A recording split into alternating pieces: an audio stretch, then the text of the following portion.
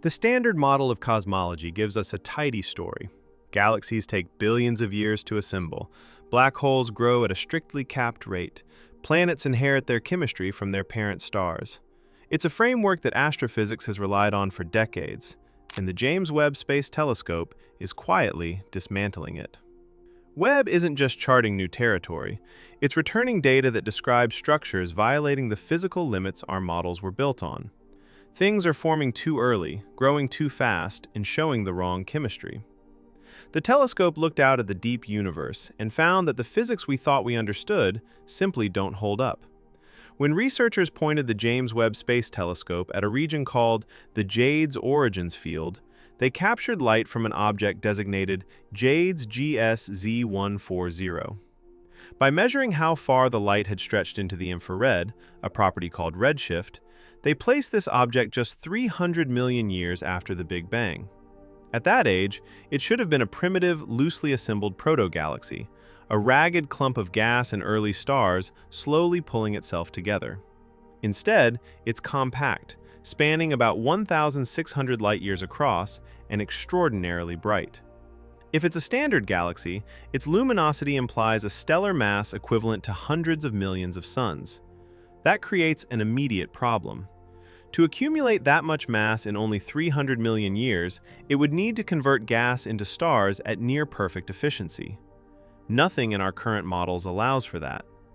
Because a standard galaxy explanation doesn't hold up, researchers, including a team led by Catherine Fries, turned to spectroscopy, breaking the object's light into a detailed chemical barcode. The most critical piece of evidence was a distinct dip in the light spectrum at precisely 1,640 angstroms.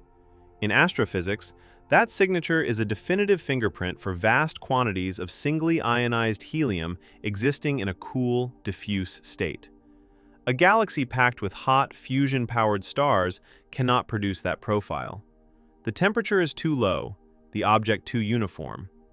What the data points to instead is something called a supermassive dark star, a single, solar system-wide cloud of pristine hydrogen and helium with no burning core. Rather than nuclear fusion, it's powered by dark matter annihilation, invisible particles colliding at its center and generating the outward pressure that prevents the whole thing from collapsing. It glows, intensely, not from starlight, but from the destruction of dark matter itself. Nothing like this exists anywhere in the known universe today. Across Webb's deep field images, astronomers notice something else. Hundreds of compact, intensely bright red sources of light scattered across the early universe, roughly 600 million years after the Big Bang. They became known informally as the little red dots, and they immediately caused a crisis in the astrophysics community. Their brightness suggested they were fully formed galaxies with stellar masses comparable to the Milky Way. The problem is that our galaxy took nearly 14 billion years to build that much mass.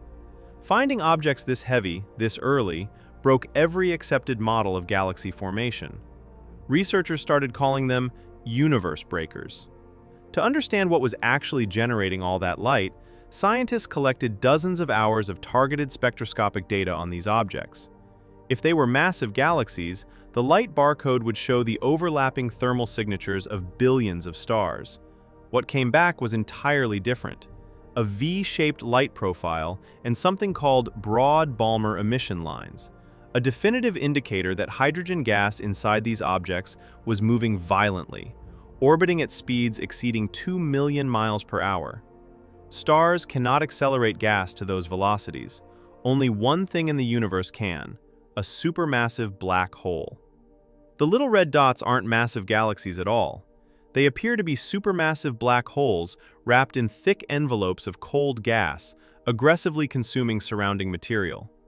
The brilliant light isn't starlight, it's the glare of a black hole's accretion disk, generating enormous friction and heat as it feeds. Scientists are now classifying these as black hole stars, tiny, ultra-dense packages of extreme gravity masquerading as something far more ordinary. These discoveries don't just add unusual objects to the catalog. Together, they suggest the early universe may have operated under rules we haven't written down yet.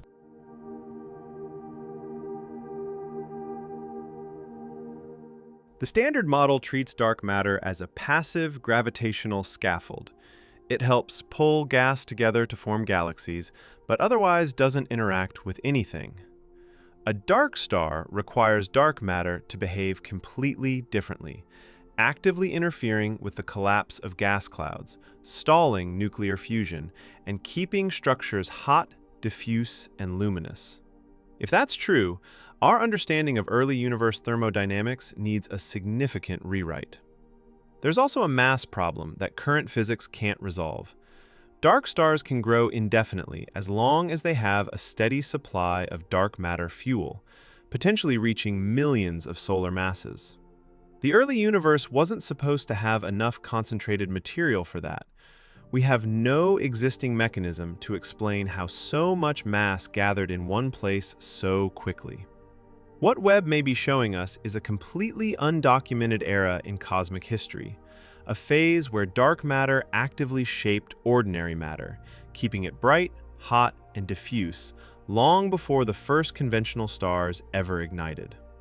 The telescope wasn't supposed to rewrite the opening chapters of the universe, but that's exactly what the data is asking us to do. The James Webb Space Telescope was built to confirm and refine what we already believed about the universe. Instead, it keeps finding things that flatly contradict the models we've spent decades building. In the early universe, objects are forming too fast and growing too large. A structure just 300 million years old carries the mass of hundreds of millions of suns, and its light signature points not to a galaxy, but to a single, vast cloud of gas powered by dark matter annihilation rather than nuclear fusion. Hundreds of other early objects, the little red dots, turn out not to be galaxies at all, but supermassive black holes wrapped in cold gas, shining at intensities that broke every model of galaxy formation the moment we saw them. The black holes inside them are 100 to 1,000 times more massive than the surrounding structure should allow, growing to enormous size before their host galaxies had even properly formed, something the known physics of black hole feeding makes essentially impossible. Closer to home, a planet 280 light-years away is doing something it categorically shouldn't be able to do: maintaining a thick atmosphere after 10 billion years of point-blank stellar radiation that should have stripped it bare long ago.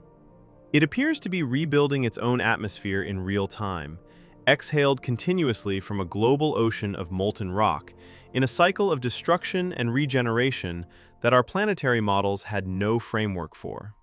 And 800 million years after the Big Bang, 5 fully formed galaxies are caught in an active, large-scale collision, in a universe too young to have assembled them, let alone brought them together. The space between them is laced with oxygen, an element that shouldn't exist yet, flung across a region larger than the Milky Way by the violence of the merger. Taken together, the pattern is consistent. Webb isn't finding minor anomalies at the edges of what we know. It's finding systematic failures in the foundational models of how stars form, how black holes grow, how planets hold together, how galaxies assemble, and how the early universe organized itself. The telescope is working exactly as intended. It's the models that aren't.